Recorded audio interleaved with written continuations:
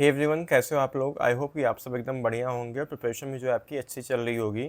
तो देखो, अब मार्च जो है स्टार्ट हो चुका है और जो यूपी सेट का जो एंट्रेंस एग्ज़ाम है, ये लगभग मई के फर्स्ट वीक में या फिर सेकेंड वीक में होता है। तो आफ्टर नीट आप जब दे लोगे उसके बाद ही जो है एग्ज़ाम कंडक्ट होता है। और जो यूपी सेट का एंट्रेंस एग्ज़ाम होता है, यूपी के सभी गवर्नमेंट और प्राइवेट जो मेडिकल कॉलेजेस हैं उसमें बीएससी नर्सिंग के लिए एडमिशन के लिए एंट्रेंस एग्ज़ाम जो है बहुत ही ज़रूरी है। बिना इसके जो एडमिशन आपको नहीं मिलता है। तो आज का जो वीडियो है बहुत ज़्यादा इंपॉर्टेंट होने वाला। थोड़ी देखो, वीडियो जो है लंबी भले होगी, लेकिन वीडियो में आज आपका समझो कि पूरा जो आपका डाउट है ना, सब कुछ इसमें क्लियर हो जाएगा। मैं भी चाहता तो ये जो आज मैं आपसे चीज़ें डिस्कस करूंगा, तो इसके मैं बहुत सारे वीडियोस बना कर सकता था, मतलब लेकिन उन सब मतलब मैं नहीं चाहता था कि आप बार बार है ना डिस्ट्रैक्ट हो, अलग अलग वीडियोस पे स्विच जाओ, अलग अलग लोगों के वीडियोस देखो करो, या फिर मैं ही मतलब कई सारे वीडियोस बनाने से अच्छा है कि एक सिंपल एक वीडियो बना दूं जिसमें मैं सब सारे जितने भी पॉइंट्स हैं सब कुछ कवर कर दूं, ताकि आपको एक वीडियो देखने के बाद आप अपनी पढ़ाई पे लग जाओ और इधर उधर जो डिस्ट्रैक्ट ना हो। ठीक है, तो आज का जो वीडियो है इसमें मैं आपसे भी बात करता हूँ क्या क्या आज मैं आपसे डिस्कस करने वाला हूँ। इसमें देखो, आज मैं आपको बताऊँगा प्रॉपर आपको टाइम टेबल जो है कैसे प्रिपेयर करना है खुद के लिए। ठीक है, और टाइम टेबल आपको खुद से मैं आपको बनवाऊंगा। ठीक है, मैं इसको आपको नहीं बता रहा कि आपको कब सोना है, कब उठना है, कब खाना है, कब नहाना है, धोना है। ठीक है, अभी आप देखो, छोटे बच्चे नहीं रहेगा कि आप क्लास 11-12 में हो कि मैं आपको एक एक चीज़ बताऊंगा। आप खुद बनाओगे और चीज़ें, लेकिन हाँ गाइड मैं आपको करूँगा। ठीक है, और बाकी सेकंड है कि हाउ टू कवर बैकलॉग। अभी बहुत सारे ऐसे स्टूडेंट होंगे जिनका पूरा बैकलॉग पड़ा हुआ होगा, तो उसको भी मैं आपको आज क्लियर करूँगा, आपको बताऊँगा कि आपको जो अपना बैकलॉग है उसको कैसे क्लियर करना है, कि कौन कौन से ऐसे तरीके हैं। ठीक है, जहाँ से आप एक अच्छे स्ट्रेटजी के साथ अपनी जो बैकलॉग्स है उसको क्लियर कर सकते हो।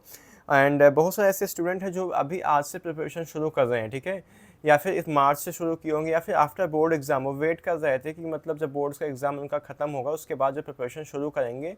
और बोर्ड्स में देखो, एग्ज़ाम में मतलब ज़रूरी होता है एक अच्छा स्कोर करना, क्योंकि बहुत सारे ऐसे एंट्रेंस एग्ज़ाम होते हैं जहाँ पे मतलब वो क्राइटेरिया सेट कर देते हैं कि आपको इतना मिनिमम मार्क्स जो है चाहिए होता है बोर्ड्स एग्ज़ाम में, तब आप इस फॉर्म को फिल कर पाओगे। तो बोर्ड्स भी इंपॉर्टेंट होता है। ठीक है, तो ऐसे बहुत सारे स्टूडेंट होंगे जो वेट करते हैं बोर्ड्स के एग्ज़ाम के बाद। तो ठीक है, तब वो प्रिपरेशन अपना स्टार्ट करते हैं यूपी सीनेट के लिए। And how to manage all 5 subject. आपके जो भी मतलब पांचों सब्जेक्ट होते हैं, चाहे वो फिजिक्स हो, केमिस्ट्री हो, बायोलॉजी हो, नर्सिंग एप्टीट्यूड हो, इंग्लिश हो, आपको कैसे इनको मैनेज करना है अभी के टाइम पे आपको। ठीक है, कैसे इनको हैंडल करना है, और सब भी मैं आपको सारी सब्जेक्ट जितने भी आपके सब्जेक्ट हैं सबको डिटेल 1 बाय 1 आपको बताऊंगा।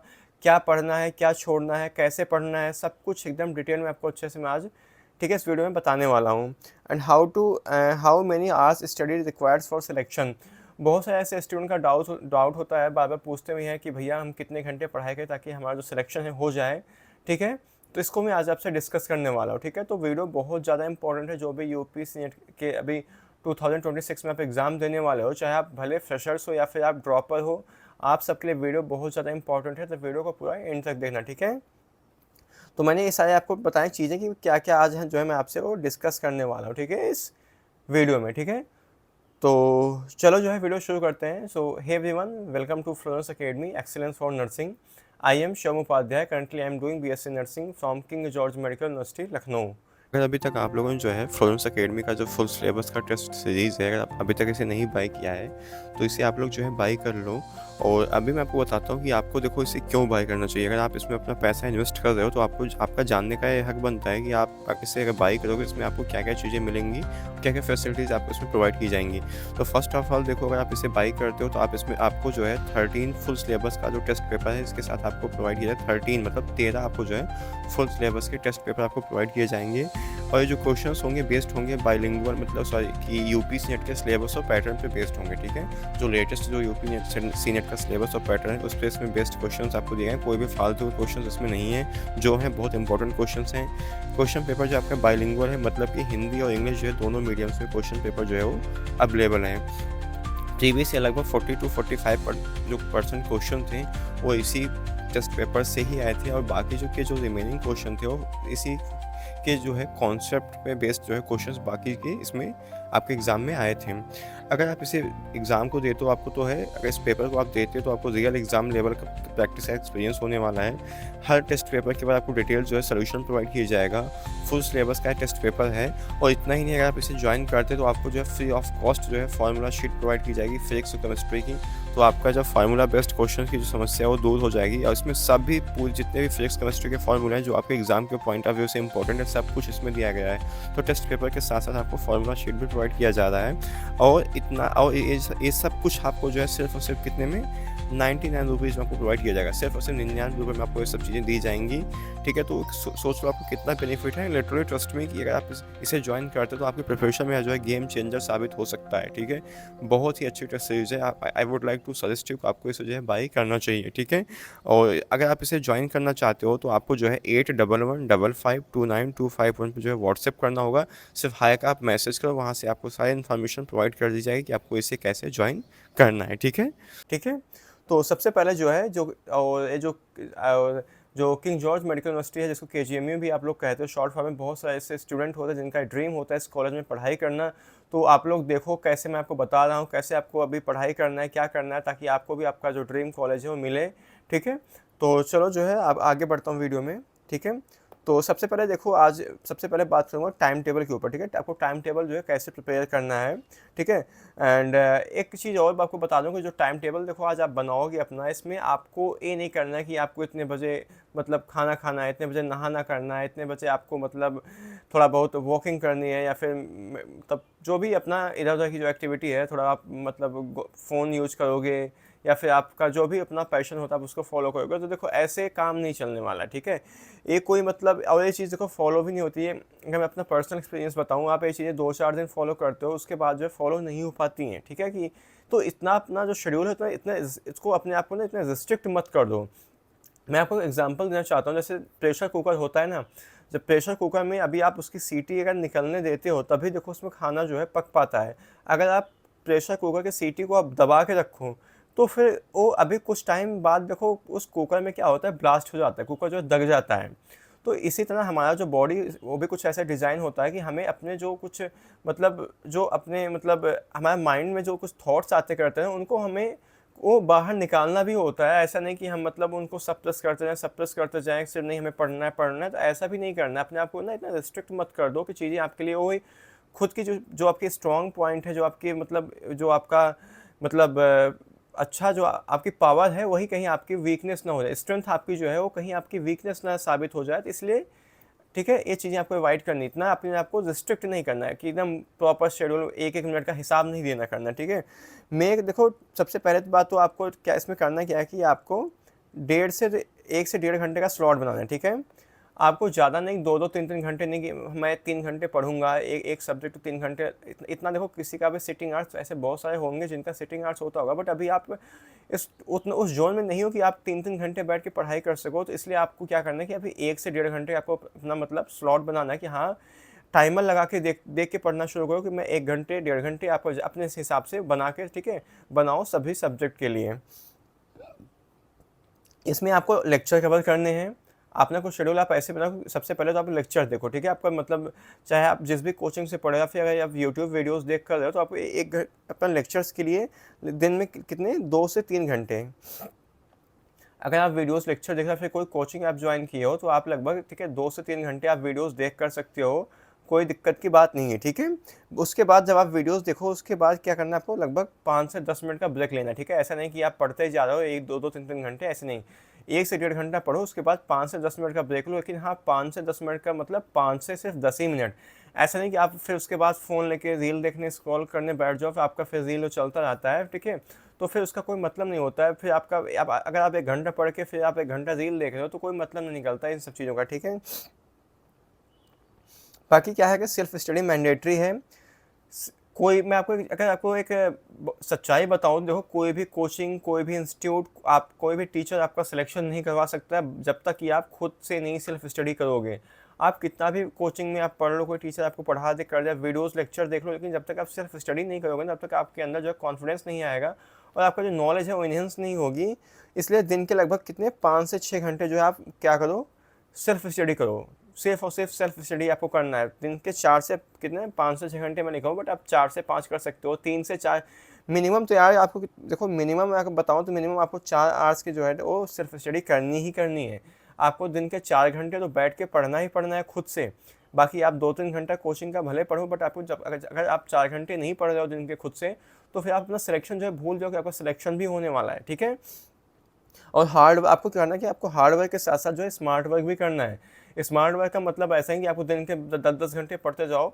आपको क्या पढ़ना है, क्या छोड़ना है, सब कुछ आपको पता होना चाहिए, ठीक है, कि आपको कितना पढ़ना है, कहाँ से, मतलब ऐसा नहीं कि आपको एकदम मतलब आप बहुत जो हायर एग्जाम के लेवल में घुसते चले जाओ। आपको ऐसा भी नहीं करना है आपको, ठीक है। एक अपने सिलेबस के हिसाब से पढ़ना है, जो आपका पैटर्न है एग्जाम का उसी के अकॉर्डिंग, ठीक है, आपको अपनी पढ़ाई करनी है, ठीक है। बहुत ज़्यादा आपको डीप में जाने की ज़रूरत नहीं है। बहुत सारे कोचिंग्स हैं, इंस्टीट्यूट हैं जो बहुत यूपी सीनेट के लिए बहुत डीप में पढ़ा कर रहे हैं। मैं आपको फिर से बोल रहा हूँ, आपको इतना डीप में पढ़ने की ज़रूरत नहीं है यूपी सीनेट के लिए, ठीक है। इतना डीप में क्वेश्चंस नहीं आपसे पूछे जाते हैं, तो अपना टाइम मत वेस्ट करो फालतू की चीज़ों में, ठीक है। एंड इसके बाद आप देखो, सेट है weekly, daily and weekly targets. आप, ठीक है, आपको करना क्या है, आपको डेली जो है वो आपको अपना डेली टारगेट सेट करना है और वीकली सेट करना है।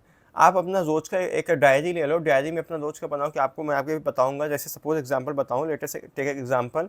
मान लो आज आप अभी से पढ़ना शुरू कर रहे हो, ठीक है। आप 1 से, मान लो सपोज एग्जांपल दो, 1 से 1 मार्च से लेकर 8 मार्च तक आप अपना एक वीक का शेड्यूल बना लो कि हाँ, आपको जैसे फिजिक्स के मान लो आपको 2 चैप्टर, ठीक है, पढ़ने हैं। आपको 150 MCQ सॉल्व करने हैं रोज़ डेली। 3 चैप्टर आप पढ़ना है, आपको 150 MCQ सॉल्व करना है। ऐसे आपको बायो के भी, ठीक है, ऐसे फिर आपके इंग्लिश के भी आपको 200 MCQ करने हैं, तो नर्सिंग एप्टीट्यूड के 200 MCQ।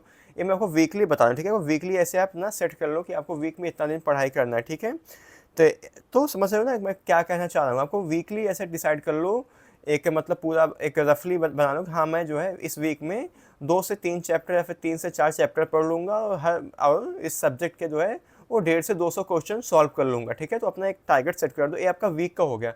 अब इसके बाद मैं आपसे बात करूँगा डेली को आपको कैसे बनाना है। डेली में आपको टारगेट होना चाहिए, ठीक है। मॉर्निंग में आप देखो वीडियोस लेक्चर का अपना शेड्यूल बना लो, क्योंकि सुबह सुबह उठते हैं ना, माइंड हमारा फ्रेश होता है, चीज़ें हमारी अंडरस्टैंडिंग अच्छी होती है, पावर जो है वो काफ़ी अच्छी होती है सुबह के टाइम पे। तो आप सुबह के टाइम पे, मैं आपको मतलब सजेस्ट करूँगा कि आप वीडियोस लेक्चर देख सकते हो, ताकि आपका जो कॉन्सेप्ट है वो बिल्डअप वो होने में ईजी हो, ठीक है। तो मॉर्निंग में आप जो है क्या वीडियोस लेक्चर्स को आप देख सकते हो, ठीक है। आफ्टरनून आप जो है क्वेश्चंस की प्रैक्टिस कर सकते हो, और डेली बेटा देखो आपको 25 क्वेश्चंस की प्रैक्टिस करनी ही करनी है, ठीक है। मिनिमम मैं आपको बता रहा हूँ कि आपको लगभग 25 से 30 क्वेश्चन आपको हर एक सब्जेक्ट की आपको डिस्कस मतलब प्रैक्टिस करना ही करना है। फिजिक्स आपको ऐसे कर सकते हो, जैसे आपको समझ लो कि आप फिजिक्स पढ़नी है ठीक है। फिजिक्स, इंग्लिश, नर्सिंग एप्टीट्यूड हो गया, आपका बायोलॉजी हो गया। बाकी आपका, आप नेक्स्ट डे से, जैसे आप आज फिजिक्स पढ़े हो, कल केमिस्ट्री पढ़ लो, केमिस्ट्री, बायोलॉजी, और क्या इंग्लिश हो गया, नर्सिंग एप्टीट्यूड हो गया।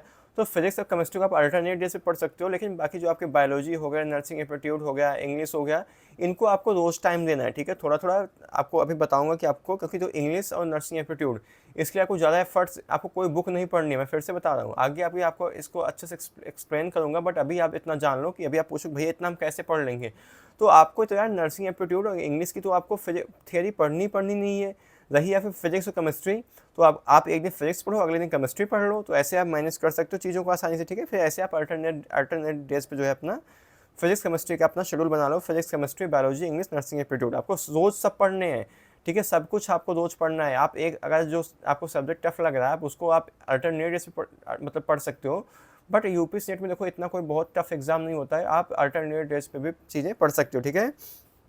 इवनिंग में आप सेल्फ स्टडी करो, ठीक है।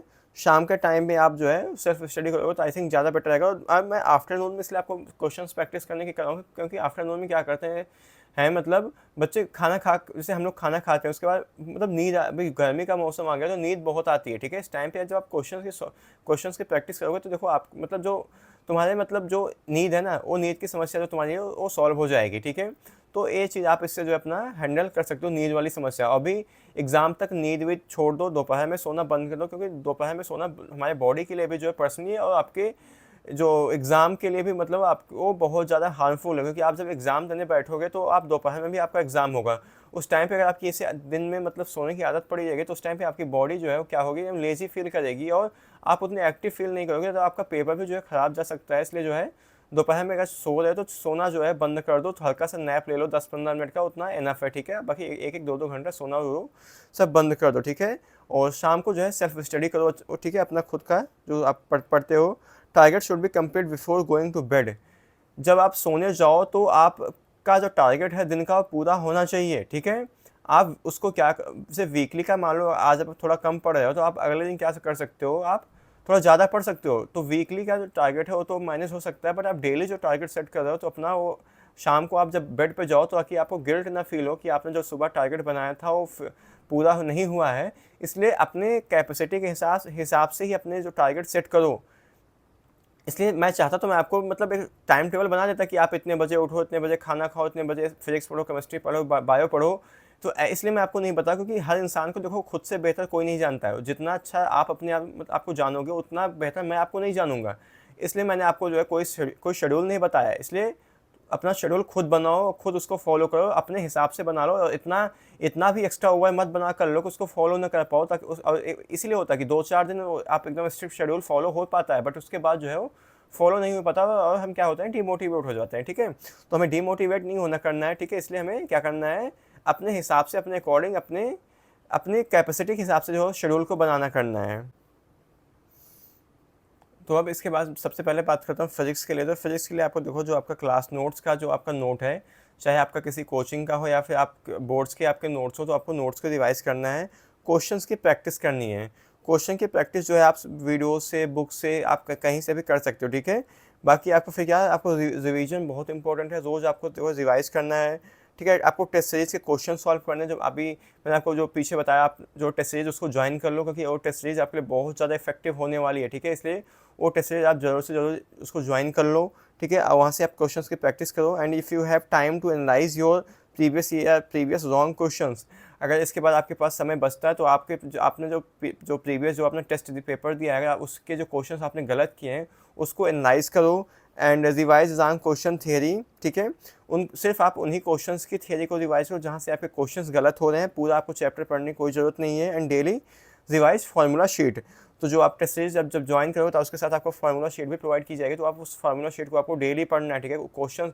क्वेश्चंस देखो यूपी स्टेट में डायरेक्टली फार्मूला बेस्ड ही होते हैं, तो आपको उन फार्मूलाज को रोज़ पढ़ना करना, रिवाइज करना है, ठीक है। अब बात करता हूँ केमिस्ट्री की। तो केमिस्ट्री में देखो आपको भी सेम चीज़, क्लास नोट्स को आपको रिवाइज करना है, जो भी आप नोट्स बनाए हो। केमिस्ट्री के लिए एनसीईआरटी की रीडिंग बहुत इंपॉर्टेंट है। एनसीईआरटी से आप रीडिंग करो, कोई एक्स्ट्रा बुक आपको पढ़ने की जरूरत नहीं। क्वेश्चंस की प्रैक्टिस करो, वीडियोस से आप बुक देख सकते हो।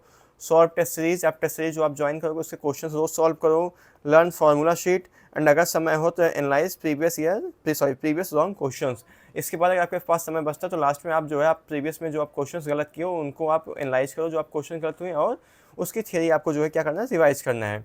ऐसे बायोलॉजी के लिए आपको करना है, डेली आपको बायोलॉजी के लिए एनसीईआरटी से बाहर कुछ नहीं पढ़ना है। एनसीईआरटी से ही क्वेश्चन आएंगे और जो टेस्ट सीरीज हमने बनाई है वो सिर्फ एनसीईआरटी पे ही बेस्ड है। तो अगर आप टेस्ट सीरीज को सॉल्व करोगे तो आपकी पूरी एनसीईआरटी भी साथ ही साथ जो क्लियर होती चली जाएगी। डेली आपको लगभग कितने 50 या 50 से ज़्यादा आप जितना कर सकते हो, लेकिन मिनिमम आपको जो 50 क्वेश्चन सॉल्व करने हैं, चाहे आप वीडियोस देख के कर सकते हो या फिर बुक से आप सॉल्व कर सकते हो। No need to prepare notes, bio के लिए नोट्स बनाने की कोई ज़रूरत नहीं है। एनसीईआरटी आपकी सफिशिएंट है, क्योंकि एनसीईआरटी में एक पेज अगर नोट्स बनाओगे तो 4 से 5 पेज लग जाएगा, और आपके पास अभी इतना टाइम नहीं है कि आप पूरा नोट्स बनाने बैठो, ठीक है।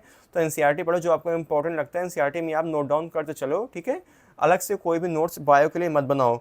पढ़ना इज़ नॉट इम्पॉर्टेंट, समझ में भी आना चाहिए, ठीक है। सिर्फ आप रीडिंग मत पढ़ते चलो कि आज 3 चैप्टर 4 चैप्टर पढ़ लिया। आप जो भी पढ़ रहे हो उसको अच्छे से समझो कि आप जो पढ़ रहे हो उसको आपको समझ में आ रहा है कि नहीं आ रहा है, ठीक है। आपको इसलिए जो पढ़ रहे हो उसको समझते भी चलना है। And solve test series questions and analyse, आपको टेस्ट सीरीज के क्वेश्चन सॉल्व करने हैं, आपको एनालाइज करना है कि आपके क्वेश्चन जो है वो कहाँ से गलत हो रहे हैं, क्या सही हो रहे हैं। अब बात करता हूँ नर्सिंग एप्टीट्यूड के। तो नर्सिंग एप्टीट्यूड के लिए देखो आपको मैं एक बहुत ही इफेक्टिव चीज़ बता रहा हूँ कि केवल आप क्वेश्चंस की प्रैक्टिस करो, ठीक है।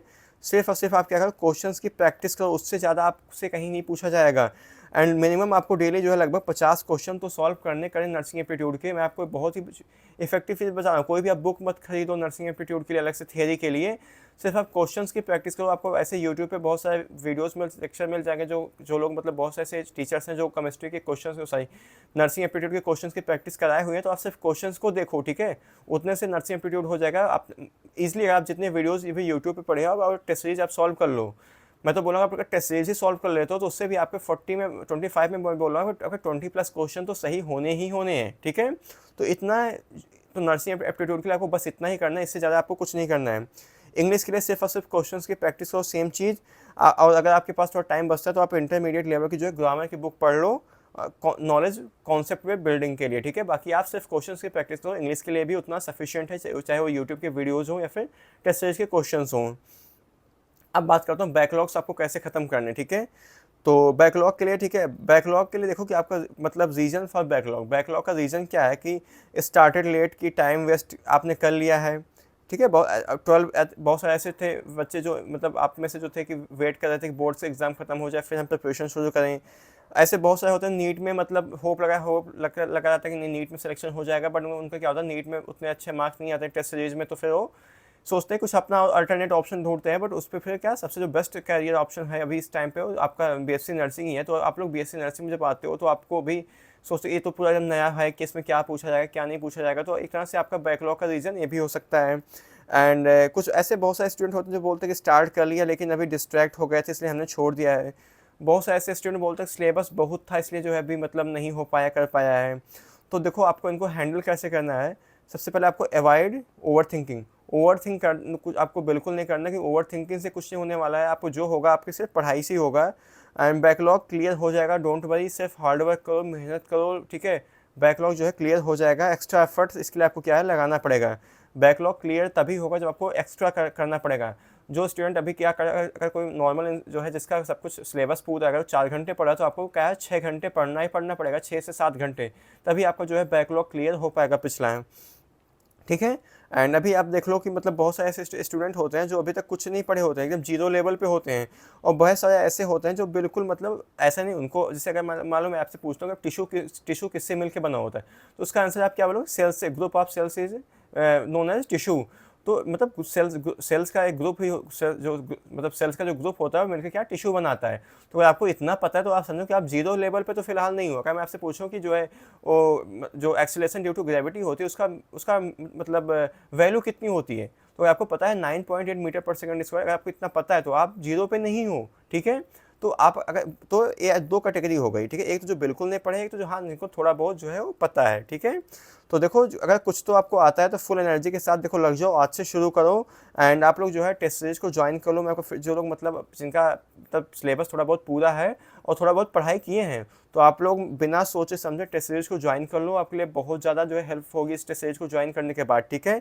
और वहाँ से टेस्ट पेपर दो और वहाँ से आपकी जो बची कुछ जो बैकलॉग है वो सब जो है क्या होगी, क्लियर हो जाएगी, ठीक है। सिर्फ जब क्वेश्चन आपके गलत होंगे तो आपको खुद पता चल जाएगा कि आपका जो है कहाँ पे वीक पोर्शन है, आपको कहाँ सिर्फ कौन सी थियरी पढ़ाई करनी है जहाँ से बार बार आपके क्वेश्चन जो है गलत हो रहे हैं, ठीक है।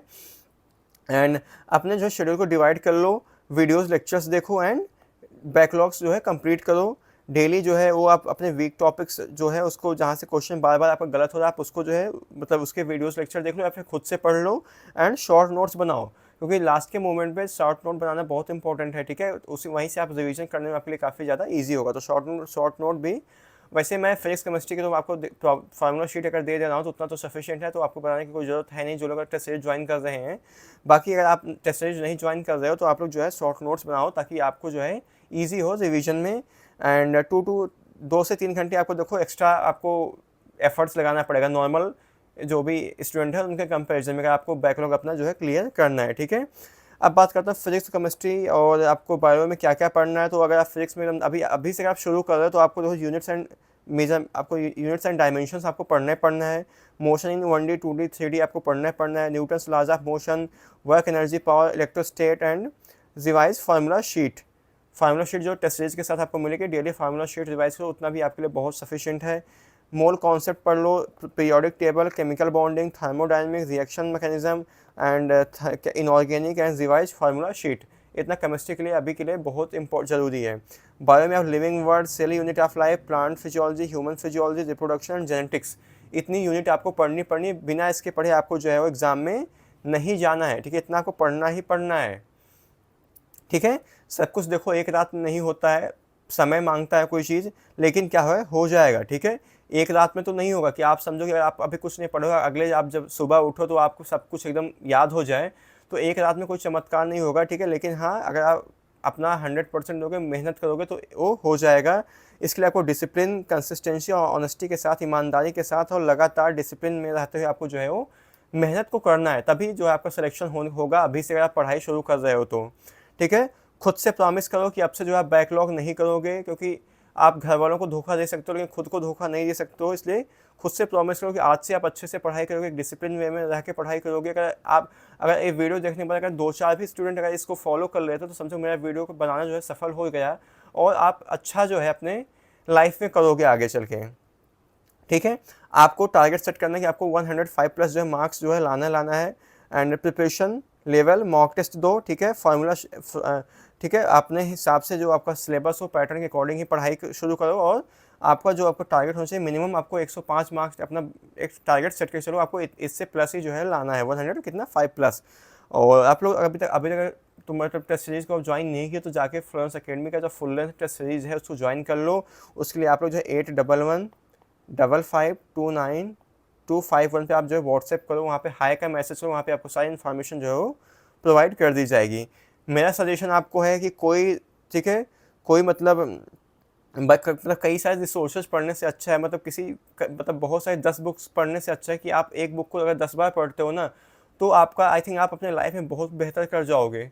इसलिए मेरी बात मानो कि आप लोग अलग अलग कोचिंग्स फिर अलग अलग मटेरियल्स को पढ़ने से अच्छा आप सिर्फ एक कोचिंग पे भरोसा करो, उसी के स्टडी मटेरियल को आप 10 बार पढ़ो, तो ही आपका जो है सिलेक्शन डेफिनेटली हो जाएगा फिर। एंड बिलीव, मेरा मतलब खुद का ऐसा देखो, ये लाइन मैंने आपसे खुद से मैंने अपना मतलब बनाया, पीपल्स मतलब पहले से बनाए होंगे, बट मैंने खुद से इस चीज़ में फॉलो करता हूँ। Believe in your self, everything is possible. अगर आप खुद पे भरोसा रखो, मेरी बात मानो, दुनिया में कुछ भी असंभव नहीं। आप वो हर चीज़ पा सकते हो, हर वो चीज़ कर सकते हो, हर चीज़ मुमकिन है जो आप चाहते हो। अगर आप सिर्फ सच्चे लगन के साथ, अगर मेहनत के साथ पढ़ाई कर रहे हो तो या फिर आप मेहनत कर रहे हो, ठीक है।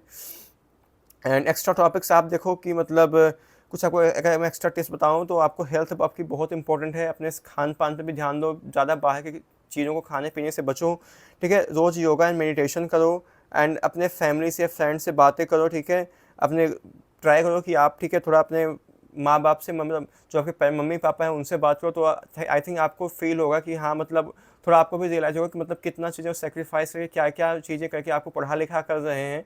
तो आप जब उनको जानो करोगे, आई थिंक आप अगर गर्लफ्रेंड बॉयफ्रेंड से बात करने से अच्छा है कि आप अपने मम्मी पापा से बात करो, पेरेंट्स से बात करो। आई थिंक आपके लाइफ के मेन हीरो तो वही हैं, ठीक है। आपको किसी और से मोटिवेट नहीं होना है, आपको अपने अपने पापा को देखो, अपनी मम्मी को देखो, कितना हार्ड वर्क करके आपको पढ़ा लिखा कर रहे हैं, तो आपको उनसे सीखना करना है, ठीक है। एक अच्छी नींद लो, 6 से 7 घंटा सो, लेकिन हाँ 6 से 7 घंटे से एक्स्ट्रा आप अभी मत सो, अभी थोड़ा नींद की सेक्रीफाइस कर लो।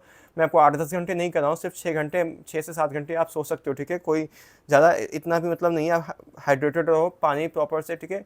पानी दिन में लगभग 2 से 3 लीटर पानी पियो, बॉडी का हाइड्रेशन भी बहुत इंपॉर्टेंट है।